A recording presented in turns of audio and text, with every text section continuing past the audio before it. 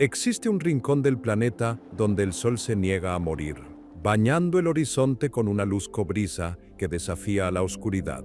Esto es Burundi, no un destino turístico, sino un territorio que exige respeto y supervivencia. Ubicada en la cicatriz del Gran Valle del Rift,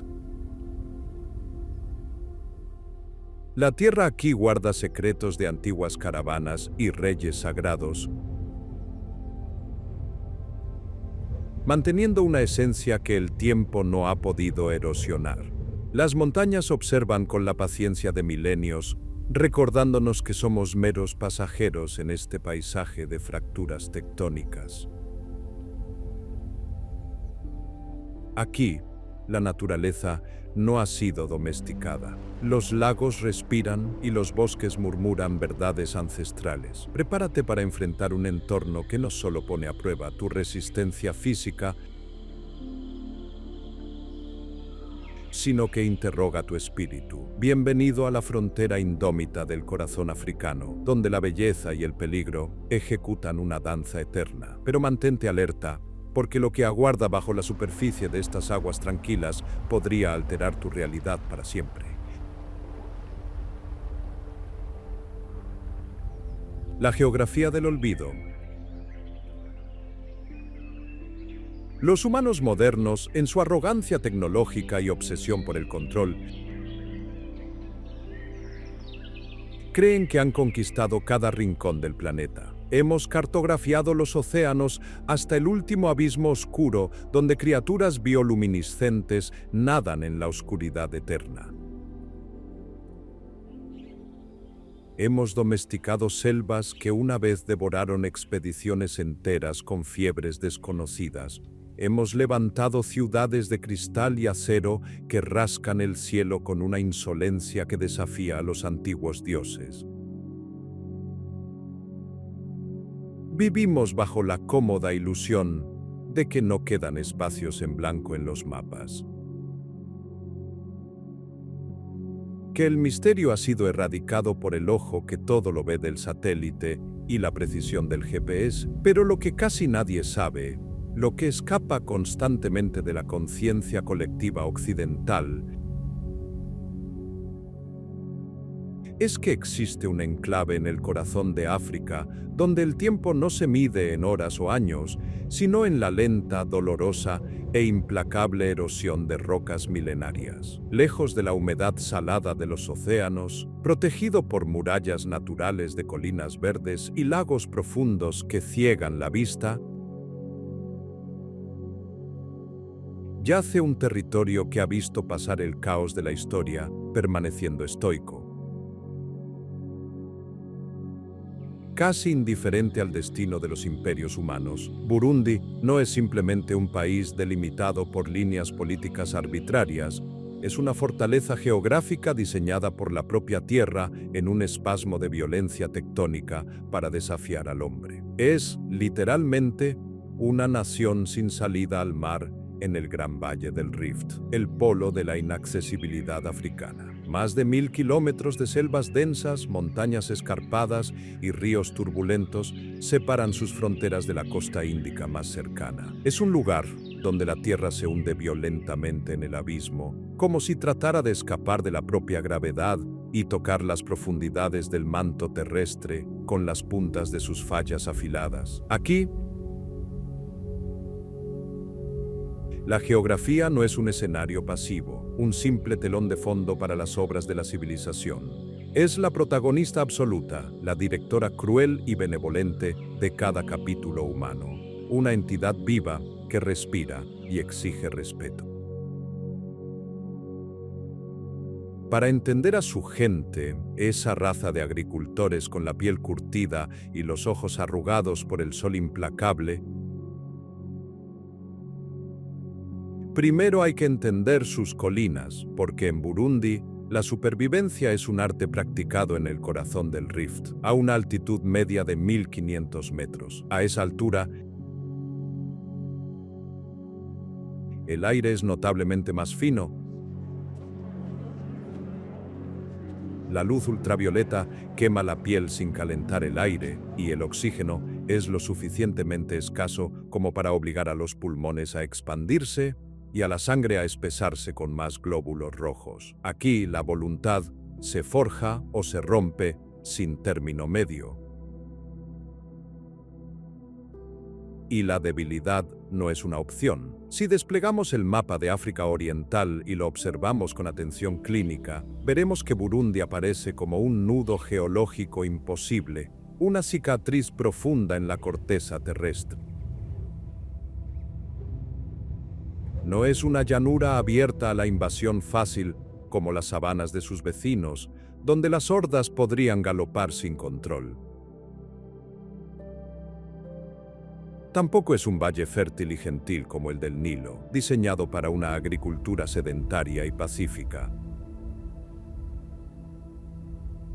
Es un laberinto tridimensional de colinas infinitas que ocupan el 90% de su territorio, dejando apenas un 10% para la vida cómoda y llana. Esta realidad física ha dictado una sentencia clara desde el principio de los tiempos. Una ley no escrita que cada niño burundés aprende antes de caminar. Aquí, la vida es dura, ondulante y siempre cuesta arriba. La cadena del Rift, cuyo nombre evoca la gran fractura que amenaza con dividir el continente africano en dos,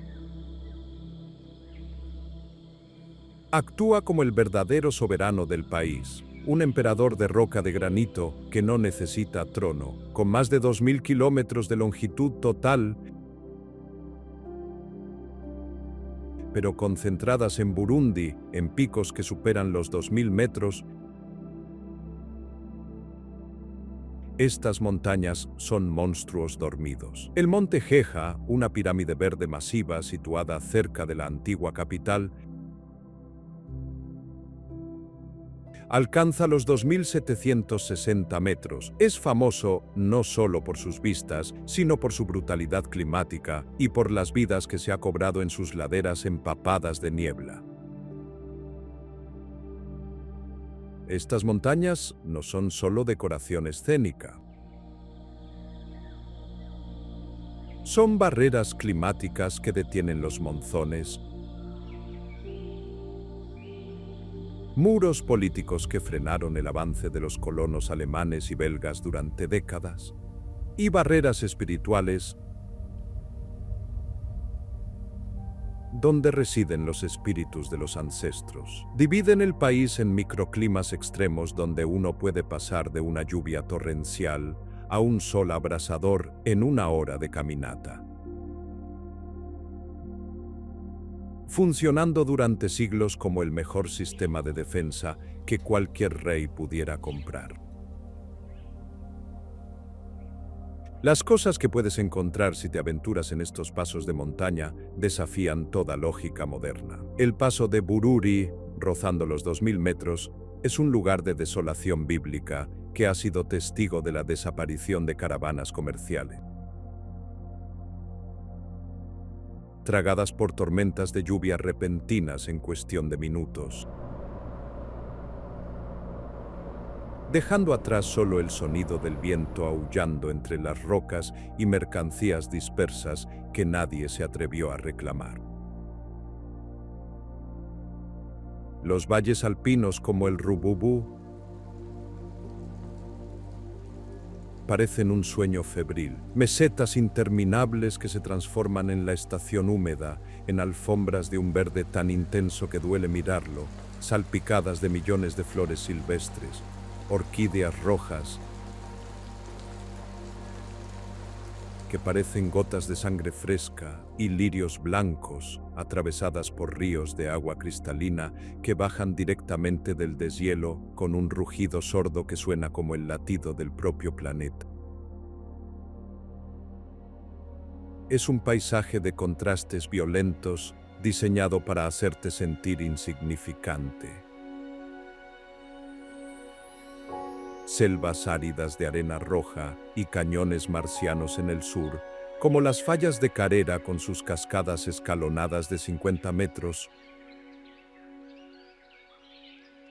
dan paso repentinamente a antiguos bosques de bambú en el Parque Nacional de Kibira. Este es uno de los bosques naturales más grandes de África Central un vestigio del Pleistoceno, donde los árboles tienen troncos tan anchos y retorcidos que se necesitan 5 hombres para abrazarlos, cubiertos de musgo que ha estado allí desde antes de la invención de la escritura. Y luego están los lagos turquesas suspendidos en las alturas, como el lago Ruihinda, conocido como el lago de las aves,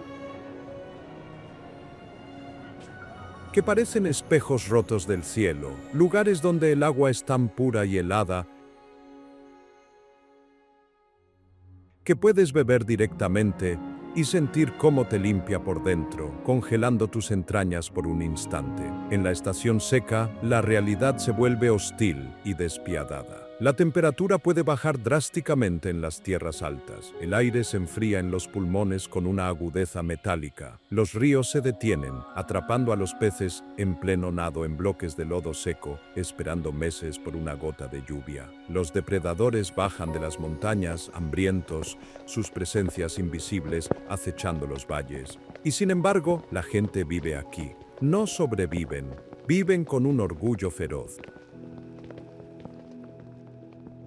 Porque han aprendido el lenguaje secreto de las colinas, una lengua que no usa palabras sino señales atmosféricas. Saber cuándo el cielo se va a cerrar con nubes plomizas, cuándo la lluvia va a cegar los pasos con una humedad mortal, cuándo moverse rápido y cuándo quedarse quieto y dejar que la tormenta pase por encima. Pero las montañas son solo la mitad de la historia, porque al oeste, donde la tierra termina, comienza un abismo líquido que esconde monstruos reales. El ojo del continente. Si las montañas son el muro de Burundi, el lago Tanganika es su foso insondable y tal vez su mayor misterio. Al llegar a las orillas de Bujumbura, la capital económica, uno no tiene la sensación de estar frente a un lago. La mente humana lucha por procesar la escala de lo que tiene ante sí. El horizonte es infinito. Las olas rompen con la fuerza de un mar interior y el aire huele a ozono y tormentas eléctricas. Este no es un cuerpo de agua común, es el segundo cuerpo de agua dulce más profundo del planeta, superado solo por el Baikal en Siberia, una grieta en la corteza terrestre llena de agua que alcanza profundidades de casi 1500 metros. Imagina por un momento la magnitud de esto. Si lanzaras una piedra al centro del lago, tardaría minutos en tocar el fondo, descendiendo a través de capas de oscuridad absoluta, donde la presión aplastaría a un submarino convencional. El Tanganika es tan antiguo y ha estado aislado durante tanto tiempo, millones de años, que se ha convertido en su propio laboratorio evolutivo. El 98% de las especies de cíclidos que habitan sus aguas no existen en ningún otro lugar del universo. Es un mundo alienígena incrustado en África. Pero la belleza azul zafiro de su superficie es un engaño seductor que esconde peligros que han inspirado pesadillas durante generaciones. Las playas de arena blanca, cerca de Saga Plage, invitan al descanso. Pero los lugareños saben que el agua pertenece a otros dueños. Aquí habita una leyenda viva, una criatura que ha trascendido la biología para convertirse en mito. Gustav. Se dice que Gustav es un cocodrilo del Nilo. Pero las descripciones de quienes afirman haberlo visto hablan de un leviatán de más de 6 metros de largo y 1 tonelada de peso. Un dinosaurio moderno con una inteligencia escalofriante. A diferencia de otros de su especie, Gustav no mata por hambre, sino que parece cazar por deporte, desapareciendo durante años solo para resurgir cuando la gente comienza a olvidar. Aunque su estado actual es un misterio, su leyenda mantiene alerta a los pescadores, recordándoles que en el Tanganika Los seres humanos no están en la cima de la cadena alimenticia. La vida alrededor del lago se mueve a un ritmo diferente. En la oscuridad de la noche, si observas desde las colinas de Bugizo, verás miles de luces parpadeando sobre el agua negra. No son estrellas reflejadas, sino las lámparas de queroseno de los pescadores nocturnos que buscan el ndagala. Un pequeño pez plateado similar a la sardina, que es el oro de la región. Estas flotas artesanales salen cada noche desafiando tormentas repentinas generadas en el centro del lago, olas de 3 metros que aparecen de la nada impulsadas por vientos que descienden de las montañas del Congo. Es un trabajo de alto riesgo, donde el lago se cobra su tributo anualmente, pero es el único sustento para miles. El Tanganika también actúa como un termostato gigante para la región, creando un microclima tropical que permite que las palmeras crezcan a solo unos kilómetros de los bosques de pinos de las tierras altas. Es la carretera principal, el supermercado y el cementerio de la región. Durante la época colonial, los alemanes intentaron dominar este mar interior lanzando el barco Graf von Götzen, que increíblemente todavía navega hoy bajo otro nombre, un fantasma de acero de una guerra olvidada flotando en aguas africanas. Pero hay algo más inquietante sobre este lago. Los geólogos saben que el Valle del Rift se está abriendo. Milímetro a milímetro, año tras año, África se está desgarrando. El Tanganika es la herida visible de este proceso, una cicatriz que se está ensanchando. Algún día, en millones de años, el Océano Índico entrará precipitadamente, inundando este valle y convirtiendo a Burundi en una isla o en el fondo del mar. Saber esto, vivir en el borde de una fractura planetaria activa, otorga a la existencia aquí una cualidad temporal y urgente. Sin embargo, antes de que la geología dicte el final, la historia humana ya ha dejado marcas mucho más profundas que cualquier falla tectónica en esta tierra. Y esas marcas no son de roca, sino de memoria y hierro. Para entender el presente de Burundi, hay que remontarse a una época en la que las fronteras no eran líneas en un papel, sino el alcance del sonido de un tambor real. Mucho antes de que las botas europeas pisaran el polvo rojo de Gitega, existía aquí un reino sofisticado y complejo, una monarquía sagrada que funcionó ininterrumpidamente durante siglos. Los Mwami, los reyes sagrados, no eran vistos como simples gobernantes, sino como el vínculo físico entre el mundo espiritual y la tierra fértil. La estructura social era un tejido intrincado, mucho más fluido de lo que los historiadores coloniales quisieron admitir más tarde. La narrativa simplista de dos etnias en guerra desde el principio de los tiempos es, en gran medida, una fabricación posterior, una manipulación de la realidad para facilitar el control administrativo. En el antiguo reino, la riqueza se medía en ganado y el estatus podía cambiar. Era una sociedad agraria altamente organizada, capaz de alimentar a una población densa en un terreno difícil. Pero esta autonomía estaba destinada a chocar violentamente con la ambición imperial de Europa. Cuando los alemanes llegaron a finales del siglo XIX, no encontraron tribus dispersas fáciles de someter. Encontraron una resistencia feroz. El rey Mwesi Gisabo se negó a aceptar la protección extranjera, obligando a los invasores a una guerra de desgaste. Lo que siguió fue un cruel juego de ajedrez geopolítico. Tras la derrota alemana en la Primera Guerra Mundial, los belgas tomaron el control bajo un mandato de la Sociedad de Naciones. Y aquí es donde la tragedia fue sembrada meticulosamente. Los administradores coloniales, obsesionados con la clasificación y la raza, rigidizaron las identidades sociales, midieron narices, estaturas y cráneos, emitiendo tarjetas de identidad que clasificaban a cada persona de por vida. Lo que eran clases sociales fluidas se convirtieron en castas raciales inmutables, convirtieron a vecinos en extraños y a hermanos en rivales políticos, implementaron sistemas de trabajo forzado y cultivo obligatorio de café, transformando la autosuficiencia en servidumbre económica. Las cicatrices de esta ingeniería social son las que sangraron décadas después, cuando la independencia llegó en los años 60, no como una liberación, sino como un vacío de poder que desató una lucha existencial.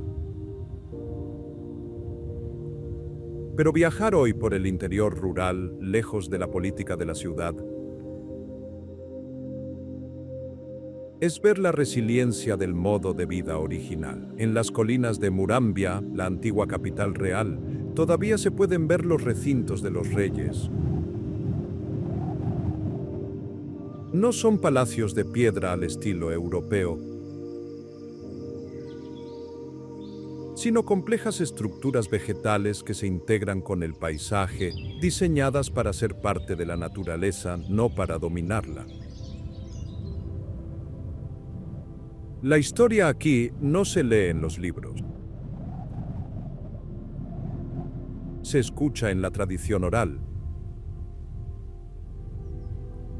Los ancianos, sentados bajo ficus centenarios, cuentan historias de tiempos en que los leones eran mensajeros de los reyes y la justicia se impartía bajo el cielo abierto. Sin embargo, el vestigio más poderoso de este reino perdido no es una ruina o un monumento, sino un sonido. Un sonido capaz de sincronizar los latidos del corazón de quienes lo escuchan y que ha sido declarado Patrimonio Cultural Inmaterial de la Humanidad por la UNESCO. Es el latido de la propia tierra, manifestado a través de la madera y la piel de animal. Y presenciarlo es entender que, a pesar de todo el dolor, el espíritu de Burundi permanece intacto y desafiante. El trueno de Gishora. Si conduces hacia el centro del país, subiendo caminos serpenteantes que marean incluso al viajero más experimentado, llegarás al santuario de Gishora. No parece mucho desde fuera. Un recinto en la cima de una colina ventosa rodeado de campos de cultivo.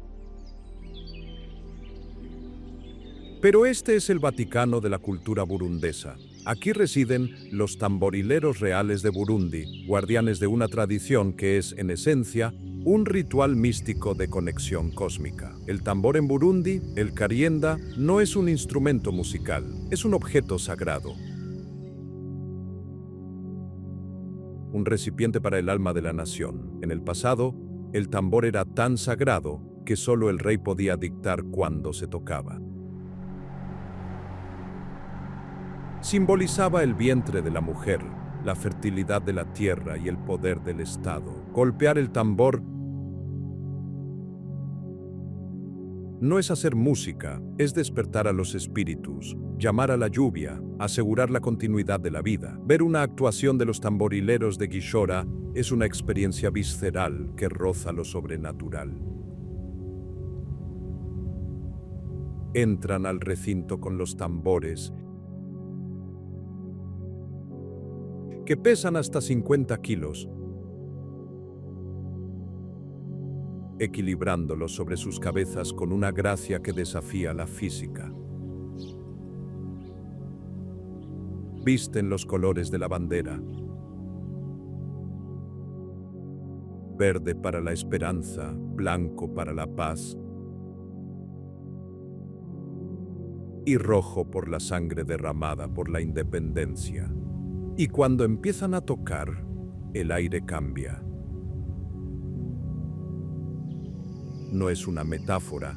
La presión acústica es tal que puedes sentir las ondas de choque golpeando tu pecho, vibrando en tus dientes. El ritmo es complejo, polirrítmico, imposible de seguir para un oído no entrenado. Pero lo más impresionante no es el sonido, sino el movimiento. Los tamborileros saltan, giran y patean el aire mientras golpean la piel tensa con violencia controlada. Es una danza guerrera, una exhibición de virilidad y fuerza, pero también de alegría pura y desenfrenada. Hay un momento en el ritual en que el líder se para en el centro y a través del ritmo cuenta la historia de sus antepasados, recita poesía heroica y desafía a los enemigos del reino. En un mundo moderno, donde la cultura se consume a través de pantallas frías, estar a 3 metros de estos hombres sudorosos, en trance, golpeando madera antigua bajo el sol africano, es un recordatorio del poder bruto de la experiencia humana. Es un acto de resistencia cultural. Han sobrevivido a la colonización, las dictaduras, las guerras civiles y la globalización. Los tambores nunca dejaron de sonar. Incluso en los años más oscuros, cuando el sonido de los disparos llenaba los valles, el ritmo de Gishora permaneció como una promesa de que la identidad burundesa no podía ser borrada. Hoy, estos tambores suenan en festivales internacionales, pero su hogar sigue siendo esta colina. Los jóvenes aprenden de los viejos maestros, asegurando que la cadena no se rompa. Es una lección de dignidad. Burundi puede ser pobre en términos económicos. Puede aparecer al final de los índices de desarrollo humano. Pero en Gishora, uno comprende que son inmensamente ricos en algo que el dinero no puede comprar. Un sentido profundo e inquebrantable de quiénes son. Al dejar Gishora, con los oídos todavía zumbando y el corazón acelerado, uno mira el paisaje con ojos nuevos. Las colinas ya no parecen barreras, sino fortalezas. El lago no es solo agua, es memoria. Y la gente que camina por el borde de la carretera, cargando pesos imposibles sobre sus cabezas con elegancia estoica, ya no son víctimas de la historia, sino sus supervivientes más tenaces. Burundi, rompe tus ideas preconcebidas.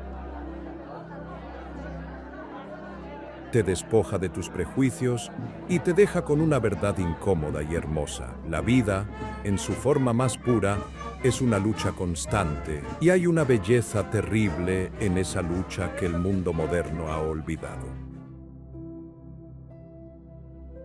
En medio de este caos tectónico de picos afilados como dientes de dragón y grietas que crujen y gimen como huesos viejos, la naturaleza decidió abrir un ojo gigante, azul y sereno, que lo ve todo, el lago Tanganika. Es imposible hablar de la historia, la cultura o el alma profunda de esta región sin detenerse, con reverencia casi religiosa, ante este cuerpo de agua que parece un error en la matriz geográfica, como si un pedazo del océano se hubiera perdido y caído del cielo para aterrizar en las tierras altas de África Oriental. Las cifras son abrumadoras, pero no logran capturar su majestad. Con 676 kilómetros de largo y 50 de ancho, el Tanganika es el lago de agua dulce más largo del mundo y el segundo más profundo, después del Baikal, y el segundo lago africano más grande después del Victoria. Es un mar en miniatura sostenido por montañas nevadas, pero tiene una característica que lo hace absolutamente único, un rasgo que desafía la intuición y ha alimentado leyendas y temores durante milenios. Es el lago más antiguo del mundo, con 10 millones de años de antigüedad, y sus aguas permanecen puras, de color azul oscuro, moviéndose con una lentitud hipnótica y vaporosa, albergando especies endémicas que no existen en ningún otro lugar. La ciencia moderna, con su necesidad de desencantar al mundo, explica este milagro con datos fríos. Una combinación de profundidad extrema, 1470 metros, con estratos anóxicos en el fondo, intensa actividad térmica subterránea debido a la falla tectónica activa sobre la que se asienta, y la enorme masa de agua que retiene el calor del sol como una batería térmica gigante. Pero los antiguos burundeses, que miraban al lago con una mezcla de amor y terror, tenían otra explicación. Decían que en el fondo del lago late un corazón antiguo. El corazón de un dios que lloró tanto por la división del continente, que sus lágrimas llenaron el valle árido y nunca se enfriaron, mantenidas calientes por la furia de su duelo eterno. Según la leyenda local, el lago fue creado por espíritus para separar a los pueblos, pero también para unirlos en su misterio. Muchos visitantes se quedan en la orilla, admirando el reflejo de los picos del Rift en el agua de zafiro, pero se sorprenden y se estremecen cuando descubren lo que yace bajo la superficie tranquila. El Tanganika es una tumba masiva de la historia. Arqueólogos, en misiones durante la época colonial y expediciones posteriores,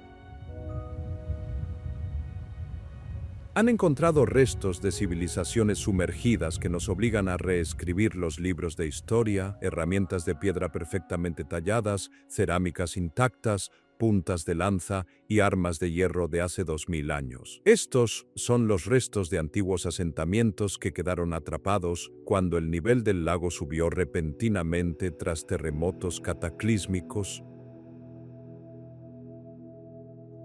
tragándose vidas, mercados y templos en una sola noche de horror. Se dice, y la evidencia circunstancial es inquietante,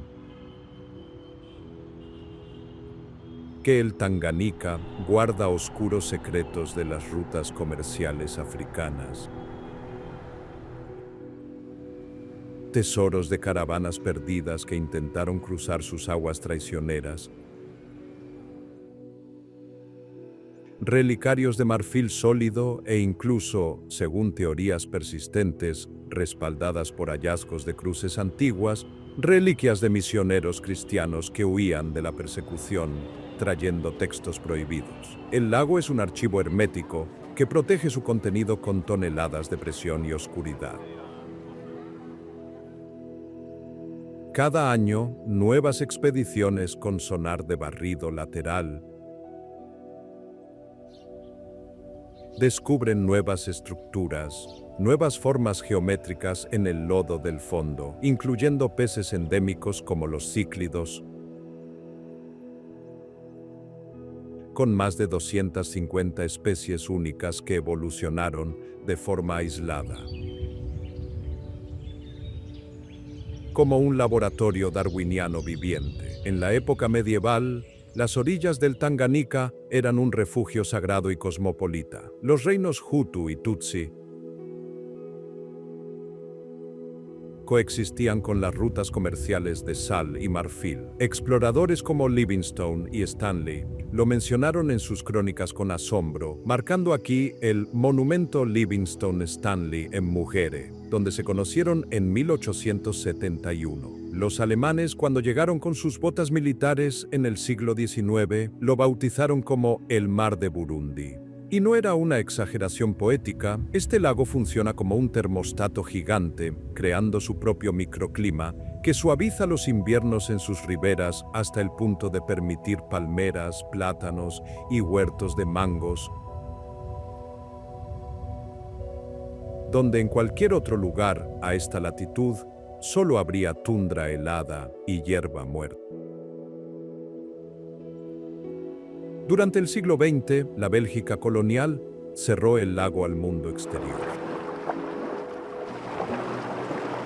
Lo convirtieron en una zona restringida para la extracción de recursos. En sus profundidades, lejos de ojos curiosos, se probaron métodos de pesca industrial y se explotaron minas submarinas. Los lugareños todavía cuentan historias de luces extrañas que emergen del agua por la noche, de ruidos metálicos que hacen vibrar el suelo y de animales que aparecen muertos en la orilla sin causa aparente, tal vez debido a la presencia de Gustave, el legendario cocodrilo devorador de hombres que se ha cobrado más de 300 vidas humanas. Hoy, la paz ha regresado, al menos en la superficie. Puedes caminar por playas de arena blanca, donde las olas rompen con la misma cadencia rítmica que en el Caribe, ver flamencos rosados descansando en sus migraciones de verano y, si tienes suerte, encontrar pescadores que bajan con sus canoas de madera a beber esa agua salobre que no congela sus labios. El lago es tan profundo, hasta 1470 metros, un abismo insondable, que aún no ha revelado ni una fracción de sus secretos. Cada año, nuevas expediciones descubren nuevas especies, como cíclidos transparentes que parecen fantasmas acuáticos. Pero los ancianos de las aldeas ribereñas advierten a los turistas que ríen demasiado fuerte o entran al agua sin respeto. Miran con los ojos entrecerrados el horizonte azul y murmuran una verdad incómoda. El Tanganica nunca devuelve lo que se lleva. Y a veces, cuando cae la tarde y el agua se vuelve negra como la tinta, la superficie comienza a agitarse sin que sople el viento, como si algo inmenso, justo debajo de los botes, estuviera a punto de subir a respirar. Pero ¿qué acecha realmente bajo esas ondas profundas? ¿Qué leyendas ancestrales despertarán si te atreves a aventurarte más allá? El dominio del tambor y las rutas de la sal. Mucho antes de que el nombre Burundi apareciera en los mapas de los cartógrafos europeos, mucho antes de que existieran conceptos como naciones, fronteras o pasaportes, estas tierras ya vibraban con una energía cinética imparable, el ritmo de los tambores. Las colinas de África Oriental no eran simplemente un lugar de paso, fueron la cuna de una de las revoluciones culturales más importantes de la historia humana, comparable a la invención de la rueda o la máquina de vapor. La domesticación del tambor como instrumento de poder y comunicación sucedió aquí, en las vastas llanuras al este del Rift. Hace más de 2000 años, probablemente en la cultura de los antiguos reinos, fue el momento en que el ser humano dejó de ser una criatura silenciosa y terrestre para convertirse en un portador de ritmos. Sin este instrumento, la vida en este entorno hostil habría sido socialmente imposible. El tambor no era solo un medio de música. Era una extensión del cuerpo humano, una máquina de guerra viva, una fuente de cohesión social, mensajes para el invierno y piel para las ceremonias. Era estatus, religión, moneda. y el único compañero fiel en la soledad de la colina. La simbiosis era total. Los niños aprendían a tocar antes de caminar, sus manos arqueadas desde la infancia para ajustarse a los parches de los tambores. Las mujeres eran rítmicas tan hábiles como los hombres, capaces de defender el campamento, el dominio del tambor y las rutas del...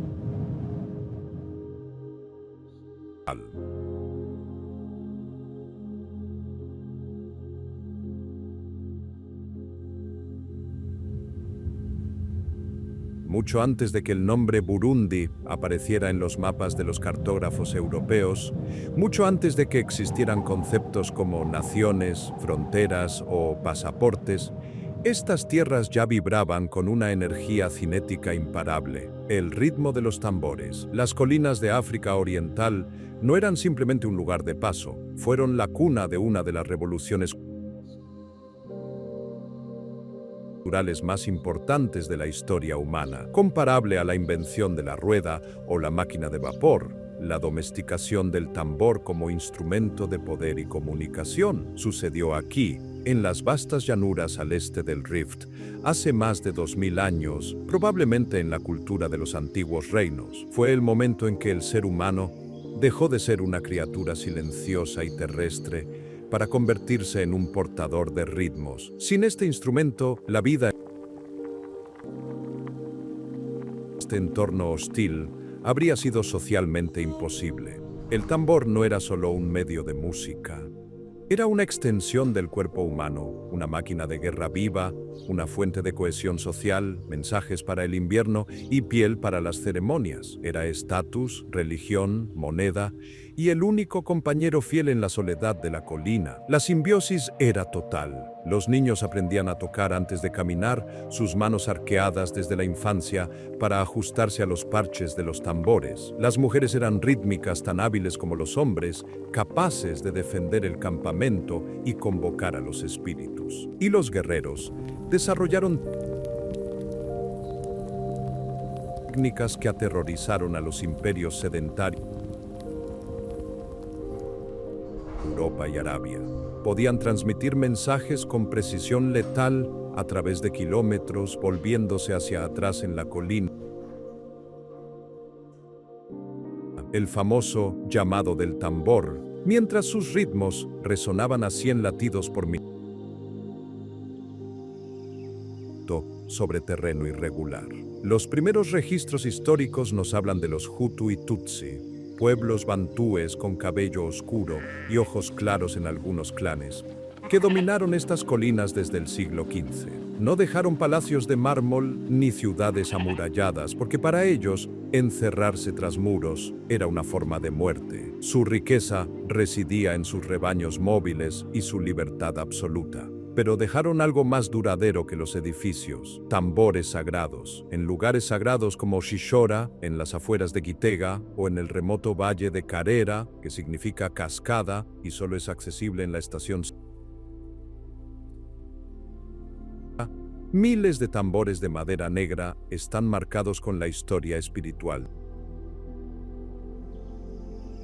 Estos pueblos son bibliotecas de ritmo al aire libre bajo el sol abrasador, patrones de golpes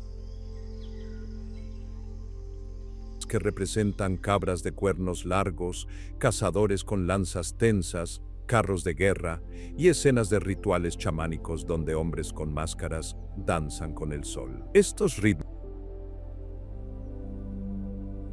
son el testimonio mudo de una cultura que leía el cielo y las estrellas con la misma facilidad con la que nosotros leemos la pantalla de un teléfono. Son mensajes en una botella de madera lanzada al futuro. Luego, la marea de la historia trajo los reinos de Burundi con sus Mwami, reyes, como Entare I en el siglo XVII. Todos pasaron por aquí, dejando capas de historia como estratos geológicos, sangre sobre sangre, polvo sobre polvo. Pero el momento de mayor esplendor, el que conectó este rincón perdido con el destino del mundo, llegó con las rutas comerciales de sal y marfil. A pesar de su aislamiento montañoso, o quizás debido a la seguridad ofrecida por sus pasos controlados, Este territorio se convirtió en un corredor vital y obligatorio. Las caravanas que salían del mítico Ujiji, cargadas de sal, marfil fino y esclavos, no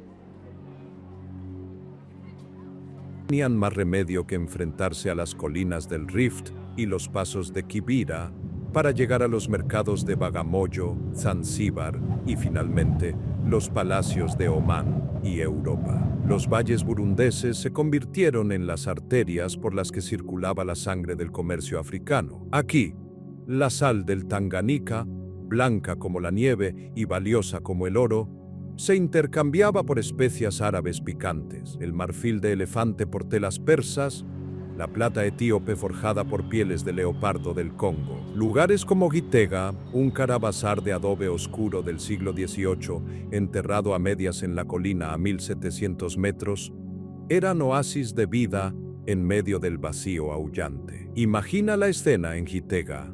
Es de noche. Afuera ruge una tormenta de lluvia que mataría a un hombre en minutos. Dentro de los gruesos muros de adobe, iluminados por lámparas de aceite de palma que humean y huelen a rancio, se reúnen mercaderes de 10 naciones diferentes. Hablan en una mezcla de kirundi, suajili, árabe y bantú. Los burros, agotados, se arrodillan en los patios interiores. Se bebe urwagwa, cerveza de plátano, caliente. Se come ugali asado. Y junto con los bienes físicos se intercambia lo más peligroso de todo: las ideas, religiones, matemáticas, astronomía, secretos de la forja y también enfermedades como la viruela. En Bujumbura, la ciudad más antigua de Burundi, con más de 200 años de existencia continua, más antigua que muchas capitales africanas, el mercado nunca ha cerrado. Hoy puedes subir al Monte Belvedere, una colina que se eleva de la llanura como una mano de piedra declarada Patrimonio de la Humanidad. Allí puedes tocar rocas pulidas por millones de manos y de peregrinos, ver petroglifos que muestran a reyes orando o entrar en estrechas cuevas donde chamanes y más tarde santos islámicos buscaron la iluminación en la oscuridad total. El animismo, el islam, el cristianismo y las creencias tutsi se encontraron y chocaron en una coexistencia tensa pero fértil que hoy parece imposible, pero la sombra colonial y la sedentarización. El siglo XX no llegó a Burundi de puntillas. Llegó con el rugido de los cañones y el traqueteo de los trenes coloniales. Fue un cambio sísmico que nadie, ni siquiera los ancianos más sabios que leían las estrellas, vio venir. En 1890, tras el colapso del antiguo orden y el ascenso del colonialismo alemán y belga después de la Primera Guerra Mundial, las tropas europeas comenzaron a ascender hacia estas tierras altas. No eran solo soldados, eran portadores de un nuevo evangelio secular que prometía modernidad y progreso, pero exigía sumisión total a un sistema centralizado. Lo que siguió fue uno de los episodios más brutales, prolongados y, sin embargo, menos conocidos de la historia colonial africana. Se conoció como la resistencia de los reinos, donde clanes bajo el Mwami Mwambutsa resistieron ferozmente. Este término, utilizado despectivamente por los colonos para etiquetarlos como bandidos, fue adoptado con orgullo por las guerrillas locales. Eran combatientes animistas, tamborileros expertos que conocían cada cueva y cañón, y que lucharon no por meses, sino por décadas contra la maquinaria de la colonización. Fue una guerra de sombras en las colinas verdes, donde la tecnología moderna del ejército belga chocaba constantemente contra las tácticas ancestrales de la guerra de guerrillas africana. Para los nuevos administradores que enviaban órdenes desde Bruselas, el estilo de vida nómada de algunos clanes representaba todo lo que el nuevo mundo tenía que dejar atrás. Lo veían como un caos incontrolable, un remanente feudal arcaico que debía ser erradicado en nombre del progreso científico y la eficiencia industrial. Un nómada que se mueve no puede ser controlado, no puede ser censado. Y lo más importante para el Estado, no puede ser gravado con impuestos fácilmente. Así, entre 1918 y 1962, se puso en marcha una maquinaria social devastadora. Se llevó a cabo el proceso de sedentarización forzada más masivo y rápido en la historia de África Oriental. La orden fue clara y la ejecución implacable. Millones de cabezas de ganado fueron requisadas, las cuales no eran solo la fuente de alimento de la población, sino su banco, estatus e identidad. Las rutas de trashumancia utilizadas durante miles de años, senderos invisibles trazados por la memoria de generaciones, fueron cerradas y bloqueadas por fronteras artificiales. Los pastores fueron instados, y en la gran mayoría de los casos obligados bajo amenaza de violencia, a abandonar sus chozas. Tuvieron que mudarse a pueblos como Bujumbura, granjas colectivas diseñadas en oficinas distantes, donde la propiedad privada desapareció y el individuo se convirtió en un engranaje de la producción estatal. Las consecuencias fueron catastróficas. Miles perecieron en hambrunas inducidas, como en los años 30, cuando las políticas coloniales destruyeron la economía tradicional. Los clanes Hutu y Tutsi, divididos por la política de divide y vencerás, se rebelaron en el norte, usando viejas lanzas contra el gas mostaza belga. La resistencia fue épica. Líderes como el príncipe Rwagasore proclamaron la independencia en 1962. Derrotando a los administradores en batallas como las de 1959, pero el poder colonial era abrumador. Bombardearon aldeas, envenenaron pozos y forzaron migraciones masivas. En ciudades como Gitega y Bujumbura, la colonización trajo una doble realidad. Por un lado, la modernidad, carreteras, ferrocarriles, la gran catedral de Regina Mundi. Por otro, la explotación. Los Hutu y Tutsi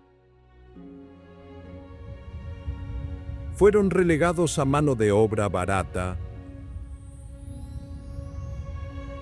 mientras los belgas construían barrios como el Quartier Belge. La cultura burundesa fue suprimida, el kirundi prohibido en las escuelas. Pero en las sombras de los mercados, la resistencia se cocinaba a fuego lento. Tamborileros y nacionalistas como Rwagasore conspiraban en secreto, inspirados por la independencia de otros pueblos. La independencia llegó en 1962, tras protestas masivas y negociaciones sangrientas. El rey Mwambutsa IV regresó como un héroe, uniendo a Hutu y Tutsi bajo una monarquía moderna. Pero las cicatrices permanecen: la brecha étnica, la lucha por la reconciliación tras genocidios en 1972 y 1993. Hoy, Burundi es un mosaico de tradiciones. El urwagwa simboliza la hospitalidad, pero bajo la superficie Las tensiones étnicas hierven a fuego lento. Sin embargo, en las profundidades de las ruinas coloniales, como el Palais du Roi en Gitega, se susurra que la sombra belga no ha desaparecido del todo, que en prisiones subterráneas como las de Rumonge, donde miles fueron encerrados en laberintos sin salida, algo antiguo aguarda su venganza. Y cuando la luna ilumina las colinas, uno se pregunta: ¿ha terminado realmente la lucha o solo se ha transformado en algo peor? Fiestas del alma y la cocina de los dioses. En el corazón de esta tierra de contrastes, donde el Rift besa los lagos y el bosque susurra a las colinas, la cultura burundesa se revela no en monumentos fríos, sino en fiestas que laten como el pulso de un tambor real. Las tradiciones no son reliquias polvorientas, son el fuego que mantiene viva el alma de un pueblo que ha absorbido influencias bantúes, nilóticas, árabes, europeas y congoleñas, tejiéndolas en un tapiz vibrante que desafía al tiempo. La cocina es el primer altar. No es mero sustento, es una oración sensorial. El ugali, esa papilla espesa de maíz cocinada en ollas de barro, donde se funde con frijoles rojos, plátanos y especias como el piripiri, chile africano, más caliente que el fuego, evoca las antiguas caravanas. Se cocina durante horas sobre brasas, liberando aromas que invaden los mercados como un hechizo. La brochette, carne de cabra asada con cebollas y tomates, se come los domingos, día de la familia, con las manos derechas en comunión tribal. El sangala, sopa de pescado del Tanganica con yuca y hierbas, rompe el ayuno en los festivales, su calor reconfortando a las almas cansadas.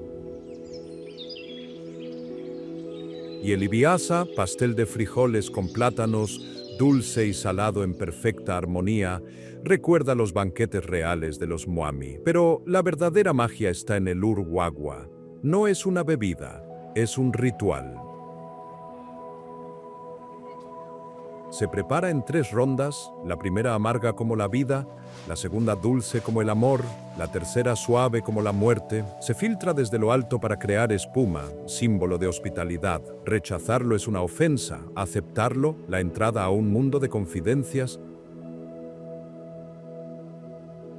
Las fiestas son explosiones de color y sonido. El intore, una danza guerrera tutsi con saltos acrobáticos, transforma las noches. Tras la puesta del sol, las colinas se llenan de tambores, comidas comunales con cabra sacrificada. El Umuganuro, el festival de la cosecha en julio, marca el final con oraciones masivas y danzas. El Gusaba, la boda tradicional,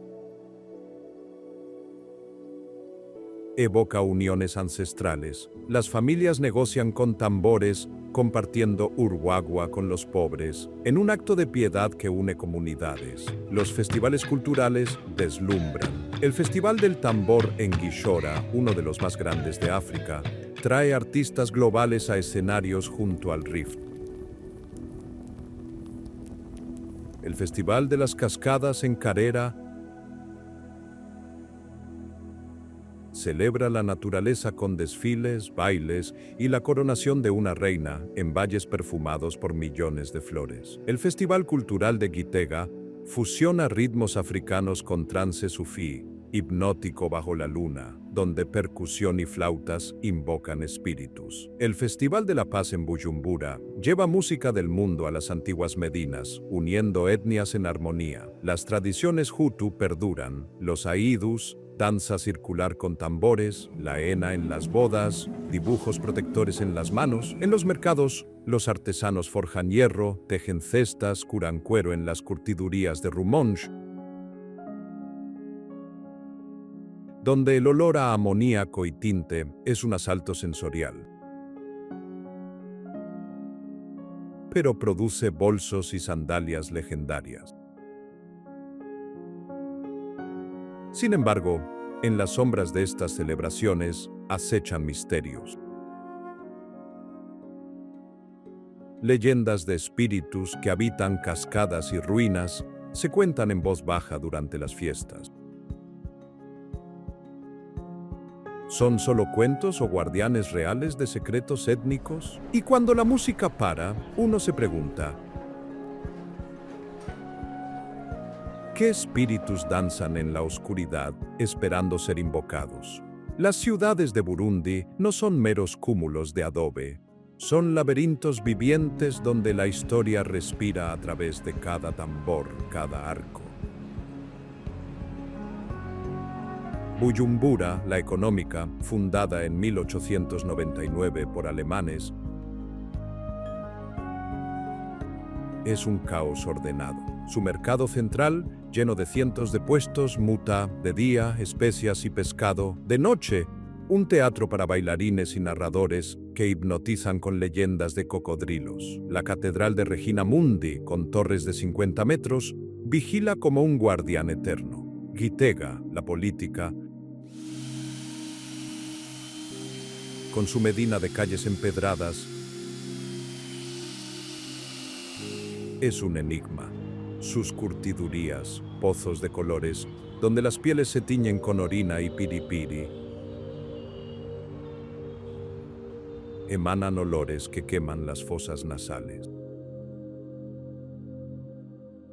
El Museo Nacional, con tallas intrincadas, era un centro de conocimiento real.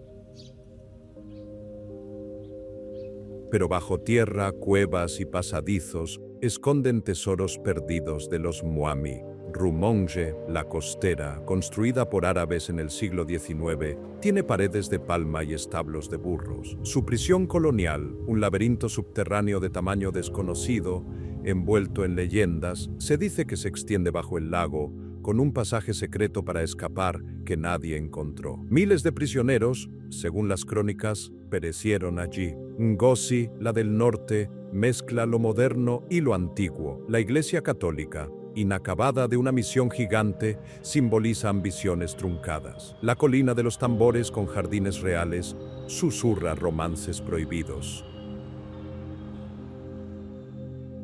Muyinga, la fronteriza, con la mezquita en la colina, es un coloso, su minarete de 30 metros.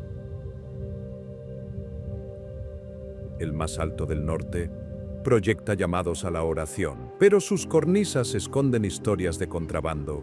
Kirundo, la azul, pintada para repeler mosquitos o por refugiados,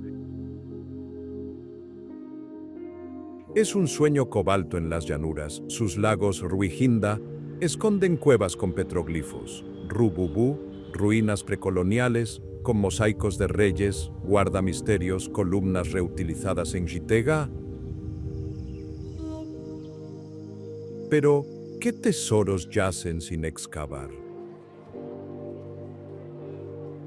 En estas ciudades los secretos abundan.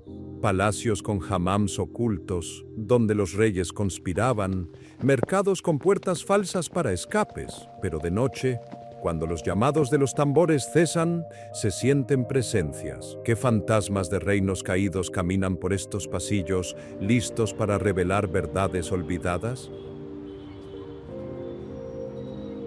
Pero si crees que la geografía física y el sonido de los tambores son las únicas cosas que sacuden el suelo en Burundi, te equivocas. Hay una capa más profunda, invisible al ojo del satélite pero palpable para cualquiera que camine por sus senderos al atardecer. Es un estrato hecho de historias que se niegan a morir, de leyendas que cobran vida cuando desciende la niebla, y misterios que no tienen explicación científica. Justo cuando crees que entiendes este país, Burundi te muestra su sombra.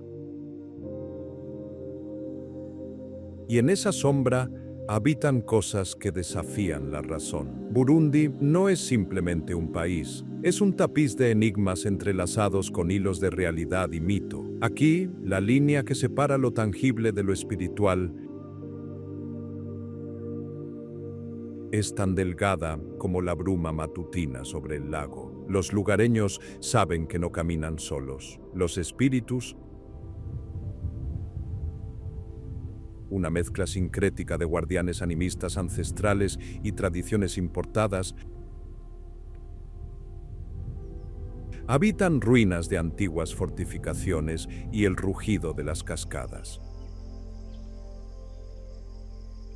Si te aventuras al norte, hacia las colinas densas y oscuras del bosque de Kibira, escucharás historias que te helarán la sangre.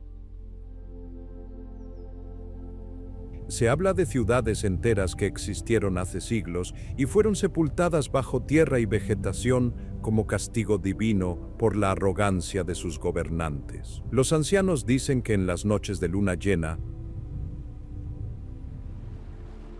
todavía se puede escuchar el murmullo de un mercado fantasma bajo el suelo del bosque. Voces comerciando con monedas que ya no existen. Pero el terror también tiene formas más tangibles. En la ciudad costera de Rumonge, una antigua prisión colonial se erige como un monumento al sufrimiento humano. Los muros de este lugar han absorbido décadas de desesperación. Y las leyendas locales alimentan mitos de escapes imposibles y prisioneros que, tras ser encerrados en celdas de aislamiento, se desvanecieron en el aire, dejando sus cadenas cerradas e intactas sobre el suelo de piedra. No es un lugar para los débiles de corazón. La atmósfera es pesada, cargada con la electricidad estática de una historia no resuelta. Sin embargo, no todo es oscuridad. El bosque de Kibira es también una fuente de vida y misticismo positivo. Este es el hogar de la apicultura antigua. La miel que se produce aquí no es un simple alimento. Se le llama oro líquido y es venerada por sus propiedades. Se utiliza en rituales de sanación y bendición. Y existe una leyenda persistente de que aquellos que consumen miel pura de las abejas de Kibira, alimentadas con flores que crecen solo en lo profundo de la selva virgen, obtienen una longevidad mágica, viviendo más allá de los 100 años con la claridad mental de un joven. Pero cuidado, porque aventurarse a buscar esta miel implica cruzar territorios donde los chimpancés, inteligentes y territoriales, trepan a los árboles y vigilan a los intrusos con ojos demasiado humanos. Si giras la vista hacia el inmenso lago Tanganika, te encontrarás con fenómenos que la ciencia lucha por explicar. Los pescadores, hombres curtidos que no se asustan fácilmente, hablan de caravanas fantasma. Son espejismos, dicen los escépticos, causados por el calor y la refracción de la luz sobre el agua. Pero ¿cómo explicar que decenas de personas, en diferentes épocas, describan exactamente la misma procesión de figuras vestidas con túnicas antiguas, caminando sobre la superficie del agua hacia el centro del lago, más hacia el interior, cerca de Rutana? La tierra se abre en la falla de los alemanes. Un mirador espectacular sobre el valle de Kumoso, pero es la cercana cueva de Nyakazu la que guarda el verdadero secreto. Se dice que este fue el lugar de descanso de un héroe mitológico, un gigante que podía moldear la geografía con sus manos. La acústica de la cueva es tal que cuando el viento sopla en la dirección correcta, las paredes de roca emiten un sonido profundo y gutural, similar al rugido de leones invisibles. Es un sistema de alarma natural que, según la tradición, advertía a los reyes de los invasores que se aproximaban. Las tradiciones chamánicas Tutsi añaden otra capa de complejidad a este paisaje místico. Esto no es folclore para turistas, son prácticas vivas. Tatuajes protectores, patrones geométricos ocultos bajo la ropa y amuletos hechos de hierbas y huesos pequeños se utilizan para protegerse contra el mal de ojo y la envidia. En los festivales de Intore, la danza no es solo un espectáculo, es un ritual de trance. Los bailarines, con sus melenas de fibra vegetal que imitan al león, giran hasta alcanzar un estado alterado de conciencia donde, según afirman, pueden purgar los espíritus malignos de la comunidad. Y luego está el misterio final en Gitega. La tumba de Ntare I. el mítico fundador del reino. Es un sitio de peregrinación solemne, pero los rumores de tesoros ocultos persisten como una fiebre. Se susurra que el rey no fue enterrado solo, sino con artefactos sagrados de poder que garantizan la soberanía de Burundi. Los buscadores de tesoros han intentado encontrar la ubicación exacta de estos objetos, pero la leyenda dice que la propia tierra los defiende, confundiendo los mapas y ocultando los caminos a quienes se mueven por la codicia. Estos misterios son el pulso de una tierra que esconde más de lo que revela. Pero la pregunta flota en el aire: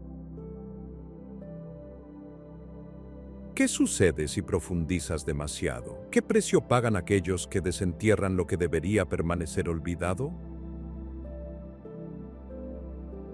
La respuesta podría estar en la propia gente que habita estas tierras, una población que ha aprendido a sobrevivir no solo a los espíritus, sino a horrores mucho más terrenales y brutales.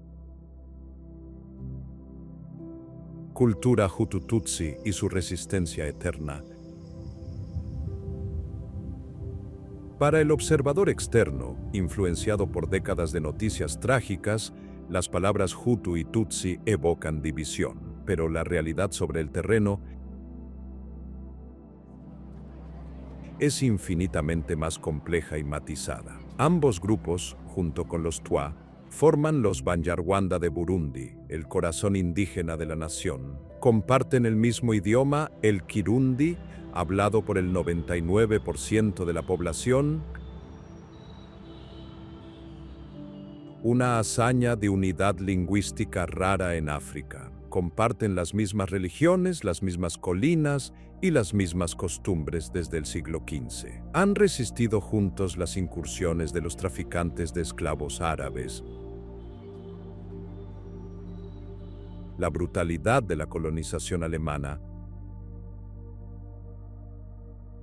y la administración burocrática belga. La cultura material de Burundi es un testimonio de esta historia compartida. Las famosas cestas agaseke, tejidas con precisión matemática y patrones que simbolizan la vida y la familia, no son simples recipientes, son regalos de alianza, símbolos de paz intercambiados en bodas y acuerdos. La joyería tradicional, a menudo tallada en marfil o hueso, incorpora la mano de protección, un símbolo universal contra la desgracia. Y la música es el hilo conector. Las danzas circulares en las celebraciones no distinguen etnias, sino que celebran la continuidad de la vida. Sin embargo, la historia tiene cicatrices profundas. Fue durante el periodo colonial cuando la obsesión europea por la clasificación racial sembró el veneno. Los administradores belgas, armados con cintas métricas y teorías pseudocientíficas, implementaron el infame Código Étnico de 1930. Midieron narices, estaturas y cráneos para clasificar rígidamente a una población que hasta entonces tenía una movilidad social fluida, basada en la riqueza ganadera. Esta división artificial, plasmada en documentos de identidad, convirtió a vecinos en extraños y a hermanos en rivales políticos, preparando el escenario para futuras tragedias. El periodo posterior a la independencia vio germinar estas semillas de odio con violencia. Las luchas por el reconocimiento y el poder llevaron a los horrores de 1972, donde se estima que 200.000 Hutus perdieron la vida en una purga sistemática. Y luego, en 1993, cuando el asesinato del primer presidente Hutu, elegido democráticamente, desató represalias que se cobraron 50.000 vidas tutsis. Estas cifras no son estadísticas. Son huecos en las familias, silencios en las mesas de comedor y fantasmas en las aldeas. Pero reducir a Burundi a sus tragedias es cometer un error imperdonable. Hoy, la resistencia cultural es palpable. Festivales como el Umuganuro, la fiesta de la siembra del sorgo que históricamente unía al rey con los campesinos, están siendo revitalizados como símbolos de unidad nacional. En aldeas remotas como las de la provincia de Bururi, si llegas con respeto, encontrarás una hospitalidad desarmante. Se te ofrecerá ugali, una masa de maíz o yuca, para compartir del mismo plato, un acto de confianza absoluta. Se te invitará a sentarte junto al fuego para escuchar cuentos que hablan no de odio, sino de astucia, amor y supervivencia. Sin embargo, una nueva amenaza se cierne sobre esta cultura ancestral. La modernidad y la rápida urbanización. Los jóvenes migran a Buyumbura buscando tecnología y empleos, dejando atrás las tradiciones de las colinas. En los ojos de los ancianos se ve la preocupación y una resistencia silenciosa. Saben que sobrevivieron a las lanzas y a las balas, pero ¿sobrevivirán al olvido causado por los teléfonos inteligentes y la globalización? ¿Se disolverá su identidad como la bruma en el Valle del Rift cuando sale el sol? Si decides comprobarlo por ti mismo, debes saber que Burundi no es un destino para el turista convencional de resort y pulsera. Es un desafío logístico que requiere preparación, respeto y, sobre todo, un alma aventurera dispuesta a adaptarse. Entrar en Burundi es aceptar un contrato tácito con lo imprevisible. Para sobrevivir y disfrutar de esta experiencia, hay reglas no escritas que debes grabar en tu mente. La primera y más importante es el respeto. Aquí saludar es un ritual sagrado. Un simple hola no es suficiente. Debes detenerte, mirar a los ojos y preguntar, ¿Amakuru? ¿Cómo van las noticias? Usar siempre la mano derecha para dar o recibir objetos es obligatorio. La izquierda se considera impura. Y en cuanto a la vestimenta, la modestia es la norma. Los pantalones largos y los hombros cubiertos abrirán puertas que permanecen cerradas para el turista en pantalones cortos y camisetas sin manga.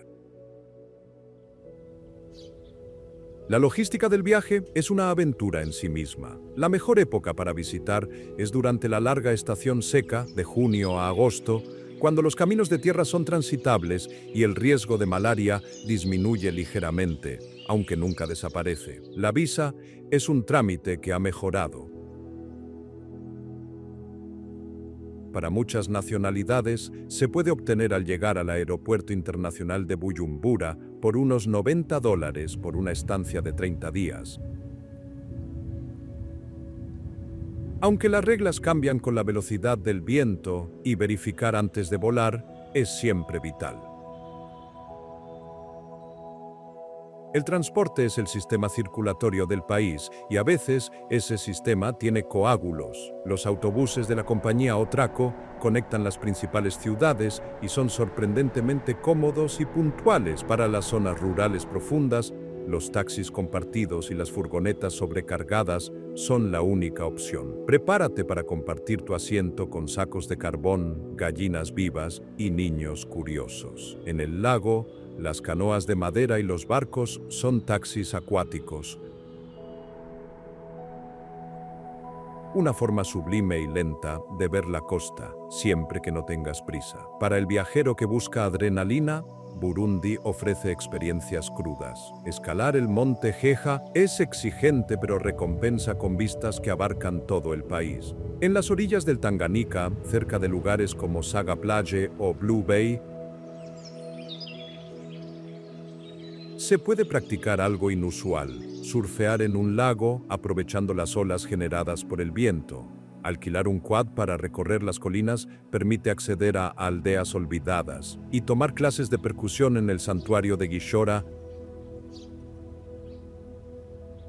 No es solo aprender música, es un entrenamiento físico intenso. La gastronomía es sencilla pero sabrosa, basada en lo que ofrecen la tierra y el agua. Debes probar la brochetas de cabra o ternera, a la parrilla de carbón a los lados de los caminos, servidas con plátano frito. El ibihasa, un guiso de frijoles con calabaza, es el combustible de los agricultores, y del lago, el muqueque y el ndagala son manjares esenciales. Para beber, nada supera al urwagwa, la cerveza tradicional de plátano, o una primus o amstel fría, que en Burundi son casi una moneda social. Pero ten cuidado, los mercados son laberintos diseñados para confundir. Regatea con una sonrisa, nunca con agresión. El regateo es una conversación, no una batalla. Y recuerda que, aunque la guerra terminó, la precaución debe ser tu compañera. Evita viajar de noche por carreteras rurales. Los espíritus no son lo único que acecha a los imprudentes en la oscuridad. Burundi transforma al visitante. Dejas de ser un turista para convertirte en un peregrino de la realidad. Pero la pregunta es, ¿estás listo para lo que este viaje despertará dentro de ti? Porque una vez que ves la belleza cruda de estas colinas, es imposible dejar de verla. Y mientras te adaptas a este ritmo de vida, notarás que todo el país contiene el aliento, esperando un futuro que promete tanto como amenaza. Burundi se encuentra en una encrucijada existencial. Mirando hacia adelante, el país intenta sacudirse el polvo del pasado y abrazar un futuro de desarrollo. El turismo sostenible está emergiendo como una esperanza dorada,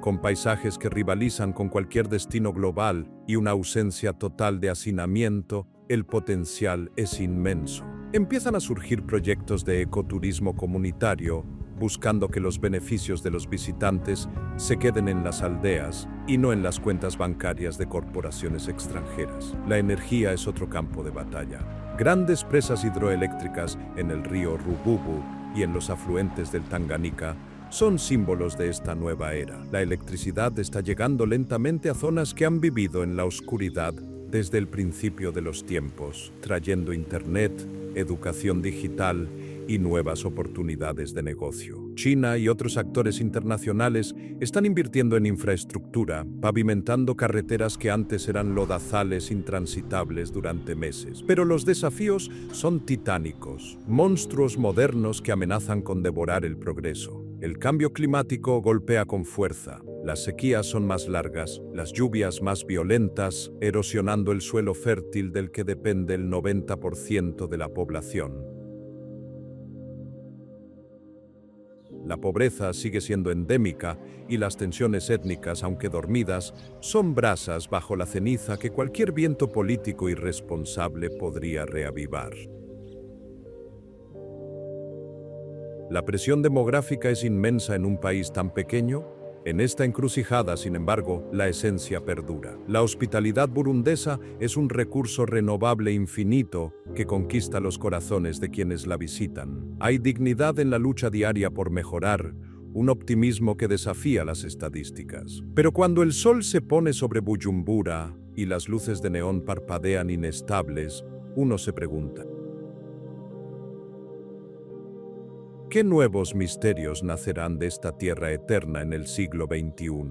¿Podrá Burundi modernizarse sin perder su alma? Quizás la respuesta no esté en las ciudades, sino en los espacios salvajes que aún resisten el avance del hombre, donde las verdaderas bestias reinan soberanas. Los guardianes del bosque. Burundi no es solo un dominio humano. Es un reino de bestias, donde la vida salvaje late con la fuerza de un tambor subterráneo. Los parques nacionales aquí no son zoológicos glorificados ni reservas valladas y seguras. Son santuarios primordiales donde la naturaleza reclama su trono absoluto y el visitante es un intruso privilegiado que debe andar con cuidado. El Parque Nacional de Rusizi, al oeste, es un delta pantanoso de 500 hectáreas donde el río Rusizi vierte sus aguas marrones en el azul cristalino del Tanganika. Aquí, el aire es denso y húmedo. Los hipopótamos Emergen del agua turbia como submarinos vivientes, resoplando columnas de agua, sus bocas abiertas, revelando dientes de marfil como dagas capaces de partir una canoa en dos. Son arquitectos de los ríos, creando canales con sus cuerpos masivos. Pero el verdadero rey de estas aguas, la leyenda oscura que todos temen, es Gustav. Se dice que este cocodrilo del Nilo, de más de 6 metros de largo y casi 1 tonelada, ha devorado a cientos de personas durante décadas. Su piel es una armadura llena de cicatrices de balas y lanzas que no lograron matarlo. Su silueta, acechando en los bancos de arena o deslizándose sin hacer una sola onda en el agua, mantiene a todos en máxima alerta. Las caminatas guiadas te llevan cerca de los bancos de arena, donde los antílopes sitatunga, adaptados al agua, saltan entre los juncos y las aves migratorias pintan el cielo de colores, pero siempre con un ojo vigilando la superficie del agua. Más al norte y en las tierras altas, el Parque Nacional de Kibira es un mundo diferente. Es una selva tropical de montaña de 40.000 hectáreas, un laberinto verde y goteante que es la continuación del bosque de Nyungwe en Ruanda. Aquí, los chimpancés son los señores del dosel. Sus gritos, una mezcla de risa y aullido, resuenan en los valles, comunicando posiciones y advertencias. Senderos estrechos recorren 180 kilómetros a través de las plantaciones de té de Tesa que bordean la selva, llevando a los aventureros hacia fuentes termales naturales que burbujean como calderos de brujas, calentadas por el fuego volcánico profundo. Los babuinos custodian las entradas del parque como centinelas agresivos. Y los monos colobo blancos y negros saltan entre las ramas como sombras acrobáticas. Las expediciones nocturnas, solo para los más valientes y siempre con guardabosques armados, revelan pares de ojos brillantes en la oscuridad, jinetas, civetas, leopardos sigilosos y tal vez, según rumores esperanzadores, los últimos elefantes de bosque que sobreviven en lo profundo. Al este, el Parque Nacional del Rububu es el gigante del país, con 508 kilómetros cuadrados de sabana y bosque de galería. Es un valle prehistórico donde manadas de búfalos del Cabo, con miradas sombrías y cuernos masivos, pastan junto a antílopes y gacelas. Torres de observación estratégicamente situadas permiten ver el espectáculo de la vida salvaje sin interferir, manadas cruzando el río Rububu, cocodrilos esperando pacientemente el error de una presa. Los campamentos rústicos dentro del parque ofrecen noches bajo un manto de estrellas imposiblemente brillante, con el sonido de rugidos distantes y ramas rompiéndose recordándote que solo una lona te separa de la cadena alimenticia. La reserva del lago Ruihinda, conocida como el lago de las aves, es un paraíso ornitológico. Miles de grullas coronadas cuelligris con sus coronas doradas realizan danzas de cortejo en los pantanos, mientras nubes de flamencos rosados filtran el agua. Los paseos en bote de fondo plano permiten acercarse sin asustar a la fauna, ofreciendo una intimidad con la naturaleza rara en el mundo moderno. Y no podemos olvidar las cascadas de Carera,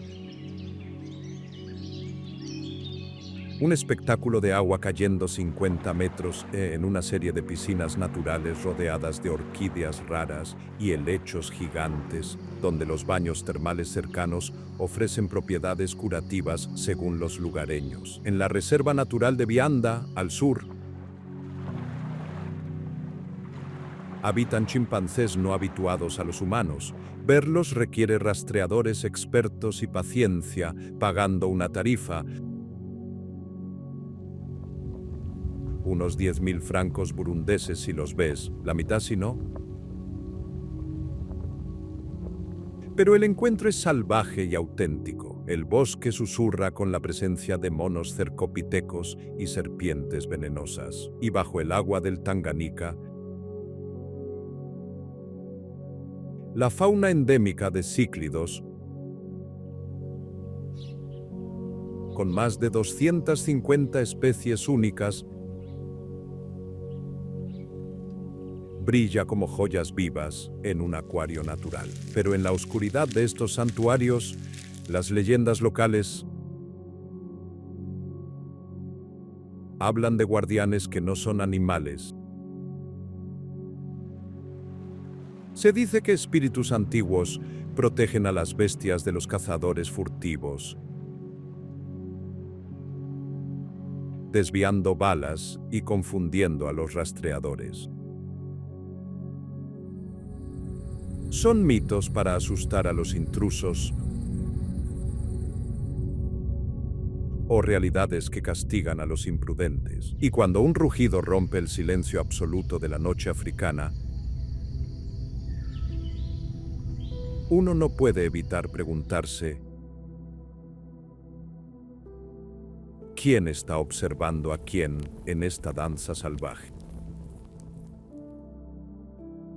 La respuesta yace enterrada en el pasado, en tiempos en que los reyes no solo gobernaban a los hombres, sino que hacían pactos con la naturaleza misma. La historia de Burundi no comienza con la llegada del hombre blanco. Es un tapiz antiguo y rico de reinos donde los Mwami gobernaban con la autoridad del tambor y la sabiduría de la tierra. Desde el siglo XV, el reino de Burundi floreció, consolidándose bajo líderes legendarios como Ntare I Rushatsi, quien unificó clanes dispersos y forjó una nación guerrera y orgullosa. No construyeron castillos de piedra para aislarse. Sus palacios reales, como los encontrados en Gitega y Murambia, eran recintos complejos de sofisticadas estructuras vegetales situados en cimas de colinas, desde donde podían vigilar sus dominios. El Mwami era una figura divina. Se creía que su salud física estaba directamente ligada a la prosperidad del reino. Él controlaba las lluvias, aseguraba la fertilidad del ganado y de los campos. Las ceremonias reales, acompañadas por el trueno de los tambores sagrados Karienda, no eran meros actos políticos, sino rituales cósmicos para mantener el equilibrio del universo. Los Gangwa, una clase de príncipes de sangre real, actuaban como mediadores y administradores, tejiendo una red de lealtades que mantenía al reino unido frente a las tensiones constantes con el vecino reino de Ruanda. Pero la llegada del colonialismo rompió este equilibrio sagrado. Primero los alemanes en 1890, seguidos por los belgas en 1916, intentaron someter a la monarquía. El rey Mwezi Gisabo luchó ferozmente, pero finalmente fue obligado a aceptar la presencia extranjera. Sin embargo, la institución real sobrevivió, adaptándose y resistiendo. El rey Mwambutsa IV gobernó durante un periodo de transición crítico, tratando de mantener la unidad mientras las fuerzas coloniales jugaban al divide y vencerá. El momento más trágico y definitorio llegó con la lucha por la independencia. El príncipe Louis Rwagasore, hijo del rey y héroe nacional, un visionario carismático que predicaba la unidad por encima de las etnias, ganó las primeras elecciones democráticas bajo supervisión colonial. Su victoria prometía un futuro brillante y unido para Burundi, pero la esperanza fue asesinada. El 13 de octubre de 1961, apenas unas semanas después de su victoria y poco antes de la independencia oficial, Rwagasore fue asesinado por un sicario griego pagado por facciones rivales con la complicidad tácita de las autoridades belgas. Su muerte dejó un vacío de poder catastrófico, una herida abierta que nunca sanó del todo y precipitó al país al caos. Lo que siguió fue una espiral de violencia, la abolición de la monarquía en 1966, golpes de estado militares y genocidios cíclicos que desangraron la tierra. En 1972, el ejército dominado por Tutsis masacró a la élite Hutu. En 1993, tras el asesinato del presidente Hutu Melchior Ndadaye, las represalias resultaron en la muerte de miles de Tutsis. La guerra civil devoró a la nación hasta los acuerdos de Arusha en 2005. Hoy, aunque la monarquía ha sido abolida políticamente, la herencia real vive en el corazón de la cultura. El Museo Nacional de Gitega guarda con celo coronas, lanzas y tambores antiguos, reliquias de un tiempo de esplendor. En las ruinas cubiertas de vegetación cerca de las antiguas capitales reales, todavía circulan susurros sobre tesoros escondidos, riquezas de los Moami enterradas para protegerlas de los invasores. Pero el verdadero tesoro no es el oro, sino la memoria. Burundi es un superviviente. Ha visto caer imperios y cambiar fronteras, pero sus colinas permanecen. Al final de este viaje, uno se queda con la sensación de que la historia aquí no es lineal, sino circular. El pasado nunca está muerto. Ni siquiera es pasado. ¿Qué secretos de los antiguos Moami esperan ser redescubiertos? ¿Despertará el pasado para juzgar al presente? Mientras el sol finalmente se hunde tras las montañas del Congo y el Tanganika se tiñe de púrpura y negro, la única certeza es que Burundi seguirá allí, eterno, misterioso y desafiante, esperando al próximo viajero valiente dispuesto a escuchar sus susurros.